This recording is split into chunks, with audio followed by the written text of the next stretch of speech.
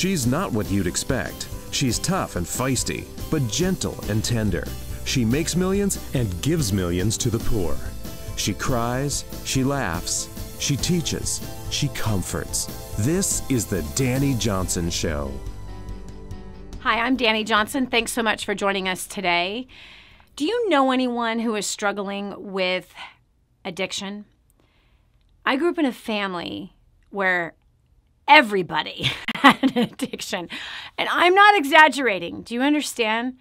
I had 2 aunts. That was it. Actually, I have to say 1 aunt that did not have an addiction. I had another aunt that didn't have an addiction to alcohol or drugs, but, she was a smoker for 30 years. So that's a form of an addiction. I grew up in a violently abusive, drug-infested, emotionally abusive, sexually abusive home. I grew up believing and thinking that alcohol abuse, well, I didn't even know that it was abuse. That's just what adults do. Everybody drinks themselves until they are mad, like my grandmother who threw plates at my father's head every Sunday. I thought that as you grow up into an adult, you're supposed to smoke weed all day, every day. I grew up believing that popping pills, snorting lines, shooting things in your veins that's just how life is supposed to be. Like, that's just normal. I mean, isn't that what all my friends' parents do too? Is that really the way life's supposed to go? You see, there's a gigantic epidemic all over the globe right now. I believe it's worsening. It's increasing at rates that are crazy, especially with the opiates. But there's one particular substance that seems to have more of a horrible effect on people's lives than what most people know. Everyone thinks that the heroin epidemic is that's the real problem. That's a really big thing. Oh no, that one just seems to cycle itself through. But there's actually one that's easily accessible, totally acceptable, and has a bigger impact on families for generations to come. Joining me today, I am so excited to introduce you to Annie Grace, the author of the book, The Naked Mind. I got a phone call from a girlfriend recently. Actually, I was calling her to check up on her. We've been friends for 27 years. And she had one of those things where all the friends get together and say, Jerry, there's a problem. And Jerry came to grips with her addiction after her mother and her father died. This is the biggest traumatic thing that had ever happened in her life, and she didn't quite know how to deal with it. She found herself secretly drinking and this having a major impact on her family life. Well, I was just calling to check on her. I was missing her, and she all of a sudden started telling me about this book that had changed her life so much. She had been sober for now a couple of years, but the meetings that she was going to, things started to just get kind of dry, and it wasn't quite doing the same. And yet she was one of those that she really wanted to understand more about this struggle that she had. And the book, The Naked Mind, changed everything for her. And she told me, Dani, you got to read this. I know that you don't have an addiction, but you have people around you. I mean, you were the kid who grew up in it. There's a lot that people don't understand of it. It's so powerful. I think you'll really, really enjoy this book. She goes, at the very least, you need to order it for so-and-so. And so I did. And I ordered it and sent it off to someone that has been clean and sober for 1 year. And as that individual has taken that book, underlining pages, sending it out to people you don't understand. This is amazing. So I'm so excited because we're going to have an interesting conversation with the writer who also struggled herself with alcoholism and has been able to overcome. So Annie Grace joins us now, the author of The Naked Mind. Hello. Hi. I'm so glad you're here. Thank you so much for joining us today. Oh, thank you, Dani. It's an honor to be here. Thank you. So I rather not tell your story. I rather you tell your story and where you came up with this whole concept of the naked mind. Yeah, absolutely. So it's interesting. It's almost polar opposite to your story in the sense that like nobody drank in my household growing up. So I didn't actually have very much caution. And it wasn't until I was 26, I'd moved to Manhattan. I was the youngest vice president in a multinational company. And my boss took me aside and basically said, Annie, you're not showing up at the bar. What's going on? And I was like, well, what do you mean? He's like, it's really like the golf course these days. This is where the deals are done. This is where you pitch your ideas. This is where things happen. People get seen. And I was really serious about my career. And again, I didn't have a cautionary tale about alcohol, to be honest with you, Dani. I did not even realize alcohol was addictive. I thought actually it had quite a few health benefits. So I said, okay, no problem. And I just set up to build a tolerance. I had a method: glass of water, glass of wine, glass of water, glass of wine.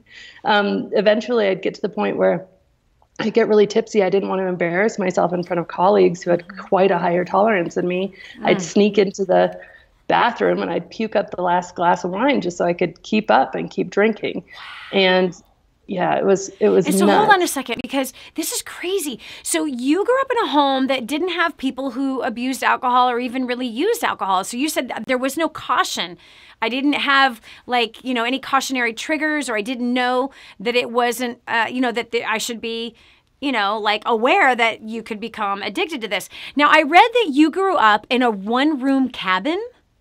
Yeah. Tiny little cabin on the backside of a mountain, 10,500 feet above sea level. We had a snowmobile to get there, an outhouse. We didn't have running water, didn't have electricity, had a spring where we had to haul water about 150 yards away. So it was unique for sure. Definitely unique. That would drive some people to drink. But anyway, so what a trip that you grew up like that. And then you went to college, you had a flair for marketing, and then you end up in New York City. Wow. Yeah. Like, what a story. Okay, but I think this is such a trip that that your colleague says, hey, I'm not seeing you at the bar. The bar is the new golf course. Yeah. What a trip. I've never thought about that. Yeah. And I once I started telling my story, it's just not unique to me. I mean, even in, doctors, nurses, the happy hour is so important for career advancement, even in the health professions. So definitely in marketing, where you think about it, the Mad Men style, and certainly lawyers are, some of the heaviest drinkers of everybody in terms of corporate professionals. But in corporate life in America and globally, alcohol is just off the charts. Wow. And so you were puking up your last glass of wine. Just so I could keep going, so I wouldn't make a fool out of myself. When did it, that isn't making a fool of yourself. But it was in secret. So in my mind, it was still okay, Wow. Yeah. And then fast forward a decade, and I found myself, I'd gotten promoted multiple times. I set out to be good at my job. I ended up being good at my job. And now I was global head of marketing. So I was in charge of 28 countries. I was flying around the world, traveling internationally twice a month. And the thing that happens with that is, in all those business class lounges and with all the time changes, two things happened. Is you are in some heavier drinking cultures, even in the States, in some parts of the world. So you're in, the UK and Australia and these parts of the world where, it's even more so than here. And then also, it's always available. I mean, from right when you're getting off the plane till every single event that we had. I remember submitting expense reports with hundreds of dollars of alcohol for me or colleagues, and nobody would blink an eye. It was just whoa. hard. And not only that, but it's available on the plane, honey. It's not just after you land. It's available on the plane. Oh, I need a couple of glasses of wine so I could sleep on this red-eye flight. You know what I mean? Exactly. Or I'm feeling anxiety, so I'll take a gin and tonic or whatever, right? So you're right. It's like accessible everywhere. And there are cultures around the world, especially in Europe, where it's like, have a bottle of wine for lunch. Like, it's noon and we're snockered. You know what I mean? Like, and that's just acceptable. Like, culturally, France, what do? 2 glasses of wine for lunch, 2 glasses of wine for dinner. And that's not even considered drinking alcohol. That's for health purposes. No, that was just normal. That was every meeting we went to in France. That was how it was. Absolutely. So when did you have your wake up call? So it was one day we were actually living over in the UK for periods of time because my my company was headquartered over there, and it was a Saturday. I'd been up really late drinking the night before, and I'd learned, as most drinkers do, that sometimes, another drink will take up the edge off a really bad hangover. So my husband and I were going to take our two really young boys to the London Eye, and I had put a beer in my bag. And I thought, some point before we get on, I can just drink this and feel better and have a good day with my kids, because I'd been feeling so horrible from all the drinking for the entire previous week, again, all out with colleagues. And we're standing there, we're in line, and I'm realizing there's no chance to drink it. You can't just pull out a beer and drink it. So I pull it out to throw it away. We get up close to the garbage can, and I accidentally drop it, and it's this massive beer, and it ends up just spraying all over both my kids, just like soaking them in beer. Yeah. Oh my God. It was like one of these, okay, this is funny and I'm going to laugh at it. But I mean, honestly, Dani, like inside, I was like, oh my gosh, like what's happening in my life right now, that this is what's happening on a Saturday morning with these two young kids. Like my kids smell like beer now for the rest of the day. And it just really stuck with me. And I was like, okay, something has to change. Wow. And so what was your next step? So it was really interesting because I'd been trying to set limits on myself for a few years at this point. I'd been trying to make these rules, like I'm not going to drink until this time of day, or I'm only going to drink beer and not wine, or only wine and not hard alcohol, or I'm only going to drink, during the weekends and not on the weekend, all of these things that I just kept breaking and breaking and breaking. And so this attempt to moderate just had been really messy for me. But during that time, I had been going through some really bad back pain, actually, and in a total sidestep. Somebody recommended this book by Dr. John Sarno called Healing Back Pain. And the premise of the book is that you can have subconscious repressed emotions that can manifest in pain in order to distract you from what's really going on in your life. Yep. And he's like, you consciously believe this. This is in the preface of the book, but I have to convince your subconscious mind. So you have to read this 300-page book for me to convince your subconscious mind so it will let go of this pain. So I was skeptical, but I was desperate. So I read the book, and sure enough, years of back pain that nothing could fix. I probably spent $10,000 trying to fix this back pain. It literally evaporated. And so when I had that moment of spilling beer all over my kids, I was like, wait a second, there's got to be something here. And it was just kind of like this shot from, the universe, God, it was just in my head. Oh my gosh, wait a second. I think that consciously I am desperate to drink less or stop drinking, desperate. But subconsciously, I have these deep-seated beliefs that alcohol is necessary to network, to relax, to have a good time, to have sex with my husband, everything else. And I was like, my subconscious mind just hasn't got the memo. And how can I go through the process of changing my subconscious? What does that look like? And so I immediately started reaching out to experts. I reached out to Dr. Sarno. I was put in touch with some people who are continuing his work. He's since passed away, but and they said, yes, absolutely. Dr. Sarno always said this would work for addiction. And 90% of it is psychological. And according to the CDC, of excessive drinkers, only 10% of excessive drinkers are chemically addicted to alcohol. So 90% really is in the mind. And so I just set to work on that. Yeah. Wow, that's crazy. So some people believe that it's a chemical dependency that they're having. But you're saying 90% is not, that it's actually subconscious. Yeah, according to CDC, 90% of excessive drinkers are not chemically dependent. Wow. Okay, so let's talk about this subconscious mind. Okay, and let's break it down for all the people who haven't got a clue of the difference between the conscious mind and the subconscious mind. Can you break that down real simple for us? Real simple. So your conscious mind is aware of stuff. It speaks language. Your subconscious mind is where all your desires are founded. So if you fall in love, for instance, we all know the person who our mom wants to set us up with. They take every single line on the box, but we just don't feel the spark. And that's because our desires aren't conscious. They're subconscious. And our subconscious mind actually acts a third of a second before our conscious mind gets involved. So if someone throws a ball at you, you reach up to grab it before you even realize you're going to grab the ball. And so that really plays against you when you have these subconscious patterns and beliefs, and, you actually build, neuron synapses around. Okay, time out. You just gave a word that most people don't understand. I'm so sorry, honey. You got to speak Walmart to us.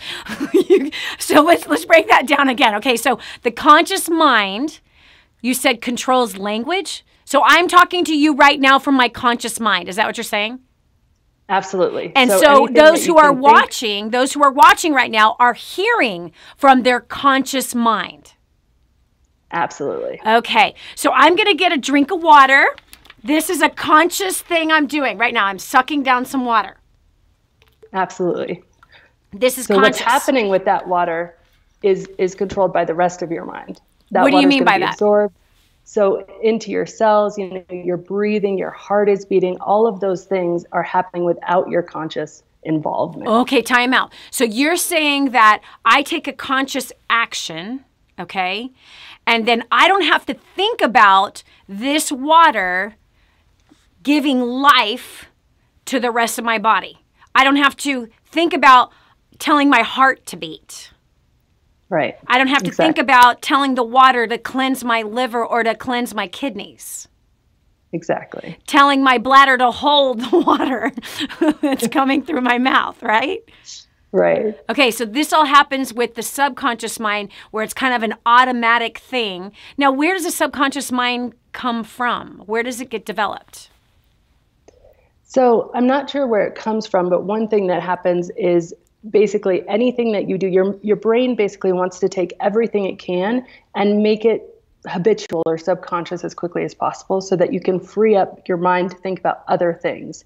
So when you were first learning to walk, it took a lot of conscious effort, but then all of a sudden walking is totally natural. You're not consciously thinking about walking. You can drive to work and not even realize or have a single thought about where to turn or brush your teeth and not even think about it. And those things have all become habitual or subconscious behaviors because then how we evolve, how we learn, how we grow is we free up more of the conscious mind to work on things that we need conscious thought for, that we need like effort thought for. So as soon as the brain can take something and make it just a pattern in your mind, then it frees up more of your mind to think about other things and new things. Okay, so you mentioned driving, okay? Because we can all relate and remember the time when we were 15 and a half and it's time to get our permit, right? So in the beginning, it's like, oh my gosh, all of our feelings, all of our emotions are involved. Okay, I have it at 10 o'clock and 2 o'clock, right? I got my foot on the gas. This is the brake. God forbid if we were driving a stick shift, right? So you're saying like all of that focus, like we can all remember, I want everyone to go back to learning how to drive. Our emotions were involved. Our physical body was involved. We were studying the book to make sure we're getting it right. We're really paying attention when our dad or our mom is actually teaching us how to do it, or the videos that we had to watch, like we're like fully engaged, fully conscious, fully aware as much as we possibly could be involved in learning this new activity. But then it took less than a few months of having our driver's license before we've got the stereo blaring, right? In this day and age, texting while we are driving, God forbid, leads us to a really, really bad set of circumstances, okay? So this is the explanation of the conscious mind. It's like, first took so much effort, we did it, now we don't even think about it. Now we drive to work and we don't even remember how many lights were red, how many were green. We don't even remember taking the turns. We just found ourselves here. So are you saying that that's exactly how the addictions begin? Yes. There's a lot more to it, but yes, exactly. And one of the things about it is that when we make that like habitual or subconscious, it's often triggered without us thinking about it. We don't think a lot about our drinking until we want to do something about it or change it. And then that's often where we find ourselves a bit stuck and not understanding why. Right. Okay, so you're saying that like that initial thing, right? Because you didn't have a childhood that would have driven you into trying to hide your emotions, right? Or to cover up some guilt and shame from your past. You're simply saying that I had a great career. Somebody invited me to the bar and said, this is where we make business deals. This is where we begin negotiating. This is where we do our networking. And that very habit then created this dependency. You trained your brain for alcoholism. Absolutely. And then there's the added factor of the fact that alcohol is addictive. So in the brain, with the brain cells, it actually is chemically addictive. So there is that physical aspect as well, which just compounds it all. But every single drinker pretty much can remember, even if they have to go back to early childhood, a time where they didn't need alcohol to relax or to have a good time, or they didn't believe that they needed it, and now if you ask somebody who's thinking about changing their drinking, it's terrifying because you feel like it's the only thing keeping you from a mental breakdown or the only thing keeping the joy in your life. Wow. So let's talk about the chemical dependency. They're saying 10% of the people, according to CDC, say that 10% of the population is actually chemically dependent. And so what that means is not that, because there is a physical aspect to every single drinker. There are physical stuff that happens from alcohol in the body. And I could definitely explain that if you'd like me to. Yes, please do. Go ahead. So basically, we have this neurotransmitter called dopamine, right? And dopamine we've all heard of. And dopamine basically is a learning chemical. So it teaches us to do something that feels good again so that we survive. So we release dopamine when we have sex. It's the best example. And that's because we need to procreate. And so your brain learns, okay, that thing you did, do that again. That's good for us. That's important, right? It feels really good if you really know what you're doing. Yeah, exactly. That was fun. Let's try that again. Okay. All right. That's awesome. You know what's so interesting? Hold on, because you said something really powerful also, that you said that when you were drinking, it was like, oh, I have to drink in order to have sex with my husband.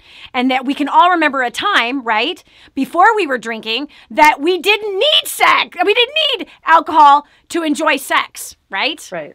That's amazing. Like your first kiss probably wasn't with a drink, right? And it was probably pretty memorable. That's just one of the things, right? Right. And so is that first kiss, does the first kiss release dopamine?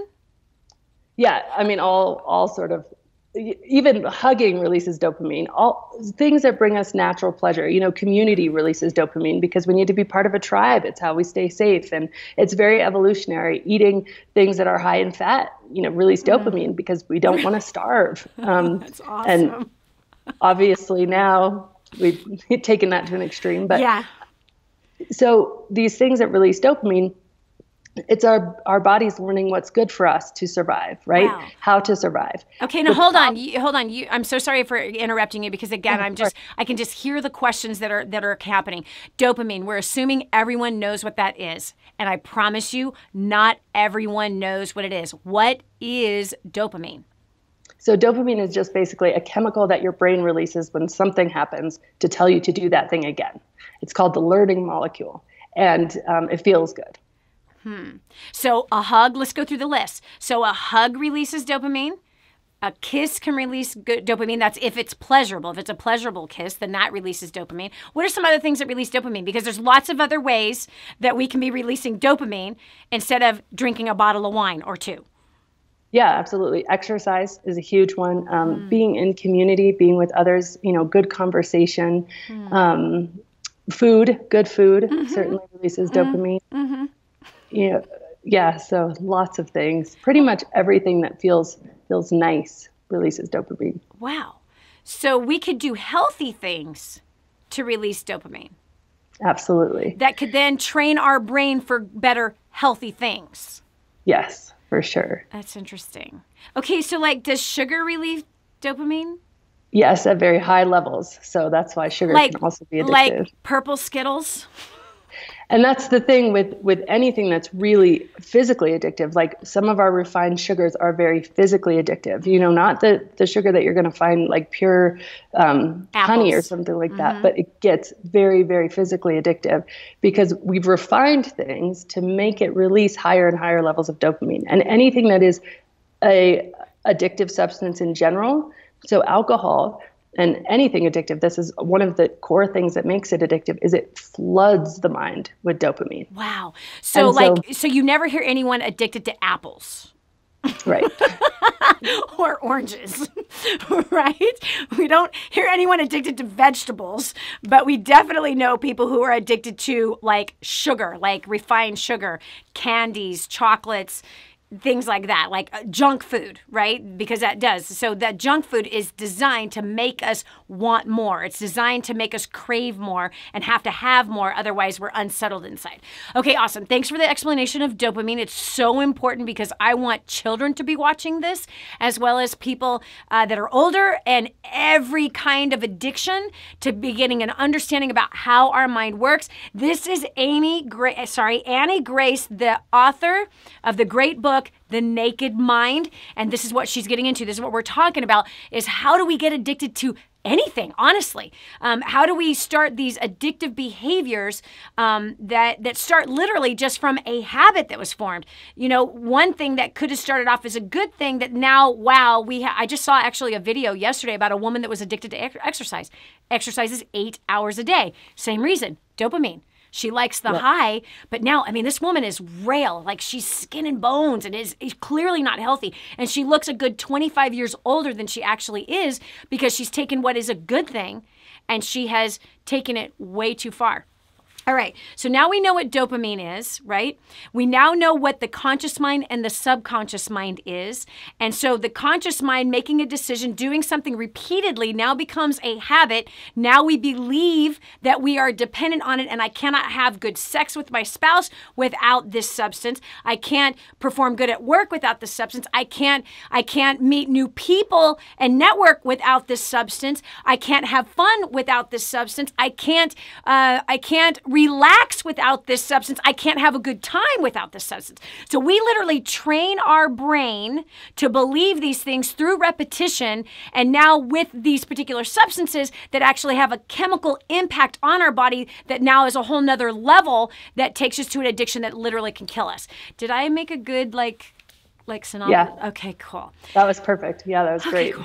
All right. So now we were talking about the 10% who are chemically dependent. That was the question that led us into this dopamine conversation. So what's next on that? The 10% that are chemically dependent. So your brain floods, and this is one aspect. There's a lot of different things happening. So I will say that this is, trying to simplify it, which is great, but there's a lot of other stuff involved. Mm-hmm. The 10%, a lot of what happens, in addition to other things, is that over time, your brain can't handle that much dopamine being constantly released. And so it will actually reduce the ability to take in dopamine. Wow. And so pleasures all that list of things that we went through, Dani, that used to bring pleasure, don't register anymore. And you can't numb selectively. So if you're drinking to numb stress, or you're drinking, to relax, you're also numbing the other things in your life. So all of a sudden, drinkers find themselves at a place where they really feel like they need a drink in order to enjoy the ball game, because they've changed their brain so that they do need a drink in order to enjoy the ball game. And then at the end of the spectrum, where it goes really for the 10% chemically addicted, is you start to need a drink just to feel normal. I like to say that alcohol does pick you up, but never as far as from where it kicked you down from in the first place. So it's this, law of diminishing returns. Mm. Definitely. So the book is The Naked Mind. Annie Grace is the author. Annie, so what's the solution? How do we fix this? I have so many people in my life who have struggled greatly with alcoholism. And I also know that you noted in your book that alcoholism is actually more addictive than crack cocaine, more addicted than crystal meth. How is that possible? Like, you would never think that. You know what I'm saying? Like, you would think that, no, those are like the big drugs. You know what I'm saying? Like, those are like, oh no, my mom or my dad or my uncle or whoever, they're an alcoholic. That's like low level addiction. You know what I mean? Versus the heroin addicts are like, that's like major. Yeah. So you say it's not true. It's not necessarily that it's more addictive. It's that it's the most harmful of all substances. When you measure everything and you take into place not only the harm to the individual, but also the harm to society on two different scales. They've done these long, wide-term studies. Alcohol comes out top as the most harmful substance. And just as an example, in America, for instance, 88,000 people per year die from alcohol, whereas 22,000 die from all illegal drugs and 24,000 die from all prescription drugs. Can you repeat that? Hold on a second. 88,000 people a year die from alcoholism. Yes, and that's not including drunk driving. So that's just alcohol-related deaths, where you can compare that if you combine all the prescription and all the illegal drugs combined, this is including our opiate crisis, it's more than double that die from alcohol. Why do you think that is? I think it's because it's so widely accepted. I mean, can you imagine if you turn on the Super Bowl and there was some commercials for people smoking a joint or snorting cocaine? Like, we just wouldn't see that. And, back to the subconscious, you're only consciously aware of some information because you weed it out consciously, but your subconscious mind is absorbing infinitely more information. So we don't think that things work on us, like seeing our parents drink our entire lives, you can't watch a football game without seeing probably 10 or 20 alcohol-related commercials, going and seeing people, colleagues after work, we see it and we're inundated by it. So it's socially accepted status is like no other addictive substance that's ever been on our planet before. My gosh, this is crazy. 88,000 deaths every year, not including drunk driving deaths. That's crazy. And then that is over double what all illegal drugs and prescription drugs combined, those deaths that are caused by that. That's nuts. Like, we would never think that, and I totally agree with you. Like, we are programmed to drink. We're programmed for it. The marketers have done a great job marketing. Okay, so how do people get a hold of your book, The Naked Mind? It's on Amazon, and just as a note on the marketers, it is the single largest ad spend category. What? Come back to me. What? The single, because you come from marketing, you come from corporate marketing. The single largest ad spend in the country is for alcohol? Yes, ma'am. I am mad. Wow. I want to punch somebody. Like, that is wrong. Why is that? It's really heavily targeted at women. They have identified as an industry that women have been underserved historically in terms of buying alcohol. And so things like Mommy's Juice is a brand of wine, Mommy's Time Out, all of these fruity drinks that are coming out, all of these flavor vodkas, a huge amount of that ad spend is very specifically targeted at women. And women drinking is just increasing astronomically. I'm going to confirm just on a very small level. This is hilarious. I was in a doctor's office. It was a new intake type thing. And the woman asked the question, okay, so how much alcohol do you consume on a weekly basis? And I was like, she said, so she gives me the options. You know what the options are, right? From the doctor, right? Is it occasionally? Is it socially? Is it daily, right? And so they tell you, like, how many drinks per week, right? So, I have 1 glass of wine on Friday night, and I have 2, sometimes 2.5 on Saturday night on a date with my husband, right? And that's kind of how it goes. Sometimes there's nothing. Every once in a while there might be, a third drink in there somewhere. Sometimes, right? So it depends on the week or whatever. So anyway, so I said, does anyone ever say every day? I asked her, like, does anyone, you know what I mean? It's like every day. Does anyone ever answer that question honestly? And this was her answer. She goes, oh yeah, women, largely women. I'm like, really? She says, yeah, oh yeah. It's like, oh yeah, I got to have my glass or wine or 2 or my bottle of wine every day. I was like, what? Whoa. Yeah. And she says, and they don't think there's anything to be concerned about. Like, it's just, oh yeah, I got to have my bottle every day after work. And she says, and there's no consciousness that could be a problem. There's like no consciousness at all that they might have a problem. I was like, whoa. But it's true. I have heard that. What about women getting together for a bottle of wine? Yeah, or even play dates. I mean, the mommy play date culture is really a heavy drinking culture. Wow. And so you're saying the marketers are specifically targeting the women? Yes. Can you talk more about that? Because I want people to get as mad as I am about that. Well, they literally identified that category of the demographic was underserved. But what does that mean to be underserved? You see how righteous that sounds? Oh, the poor women, the poor women. We forgot about them in our marketing efforts to get people drunk. Oh, they're terribly underserved. We need to get them drunk.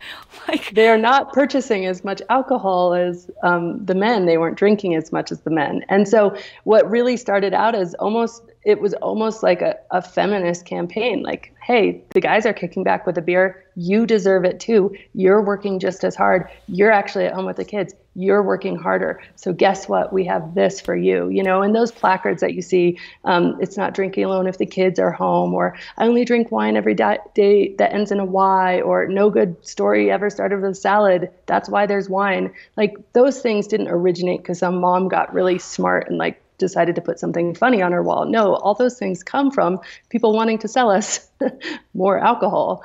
And then they become something that we really bring into our culture just to, confirm. Because I think for most people who are drinking every day, there is some level of really, inner conflict about that. And so those types of things, the culture around us just help us say, okay, but it's okay. Because the thing about alcohol is, yeah, you can get them started on it, but then very quickly it does the job itself because it is addictive and it makes you want more of it. That's what tolerance is. It's the same thing does not have the same effect. And over time, you need to drink more in order to have the same effect. And that cycle just keeps going. Wow. It only kind of goes one way. Okay, so basically what you're telling me is that when I have seen some of my family members share some of those really cool quotes that have to do with wine that make you laugh, that there was not some stay-at-home mom that just kind of created that nice little cool graphic with that great slogan on it.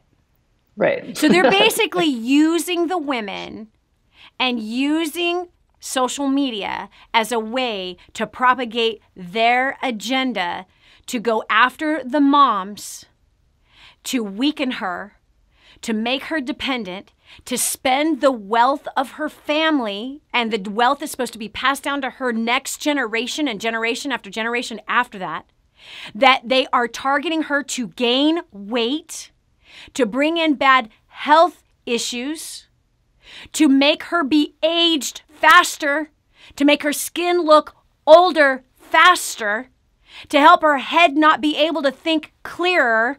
They are specifically targeting that mom through that sweet, funny, cute little campaign that my cousin shares. Yeah. So we're being used as mules to break up our families, to teach our children to be drunks, to use alcohol as an excuse. This makes me mad. This is disgusting. Even talked about, like, just to twist it in a little bit is the cancer aspect, because alcohol was declared a known carcinogen, causes cancer in 1988. But the majority of Americans don't realize that. And, according to breastcancer.gov, just 2 drinks per week can increase a woman's chance of breast cancer by 15%. And what has happened? Breast cancer has increased in the last 2 decades. During the same time that the marketers from the from the adult beverage companies have been targeting women. So to me, that's an all-out assault against women. Nice little feminist campaign. Annie Grace, the book, The Naked Mind. Get your copy at Amazon.com. That's where I got my copy. Amazon.com, The Naked Mind by Annie Grace. Get your copy today. Reach out to Annie. You want everyone you know to read this book. Listen, even if you are not an alcoholic, and by the way, most alcoholics don't know that they're alcoholics, but if you might think that there could perhaps be a problem and you might have trained your mind to need this stuff, okay? If nothing else, read the book for the standpoint of understanding your subconscious mind and how to train your brain for the things you want in life. Train your brain for creating wealth that's generational. Train your brain for losing weight. Train your brain for having good things happen. Harmonious marriage. Train your brain. I mean, literally, like, unravel how your brain thinks through repetition that you wired it. Now you can unwire it or rewire it for the kind of areas that you want to have success in. You don't want to be owned by anybody. You can rewire your brain, your subconscious mind, to be debt-free, to not be a slave to the lender anymore, which, by the way, that you have trained your brain to be a slave to the lender as well. Do you understand that? Debt used to be unacceptable. They have marketed to us that it is acceptable, and now people just accept it, and now they're in bondage to it, just like people are in bondage to alcoholism or the opiate epidemic that's happening around the country. So, if nothing else, If nothing else, okay? Because I know most alcoholics don't know that they are one. They don't know that they're addicted. Hopefully this conversation, if you are, kind of made you go, I wonder if I should do something about this. But if nothing else, if I cannot get you to get that book for alcohol reasons, get the book for the same reason I got the book. Learn how your brain works. Learn how, through repetition, you can rewire that mind. You can reposition yourself to become all that you were designed to be. All. To have the harmonious, amazing, sensual, wonderfully passionate marriage instead of hating that person you're living with, which, by the way, that thought over and over again makes you hate them all the more, ends up in a divorce. You can rewire your brain about how to think about your kids. Yes, how to train them up for greatness instead of these brats that are driving me crazy. I wish they would hurry up and grow up and get out. Rather than your brain being wired for failing financially, which is 98% of the population. We know there's been all-out campaigns for your financial failure. Look at all the advertising for credit cards. Look at all the programming. Look at all the lack of teaching in school. Look at all the programming for buy, those repetition that Annie Grace was talking about earlier. All that messaging that we think doesn't make a difference on us. It's what has caused us to be broke financially, to be a nation that is massively in debt and suffering because of it, and doesn't even realize the suffering. It's just like an alcoholic. They don't even know they're addicted. It's just like the people who are in debt that don't even know they're addicted to spending and not finding any fulfillment out of it. So if nothing else, get the book for that reason. Begin to learn how your mind works. Begin to understand what the naked mind is. And get your mind naked again. This is Dani Johnson. The book again, The Naked Mind, Amazon.com, Annie Grace. Annie, thank you so much for bearing your soul before us. Thank you so much for taking all the research and the study and your personal experience and giving it to us today. I hope and pray 1,000 copies get sold right now for you, because everyone needs to get a hold of this understanding. So thanks so much for joining us. We appreciate you taking out the time to be with us. This is Dani Johnson. Thanks so much for being here with us. God bless, and we'll talk to you soon. Bye-bye.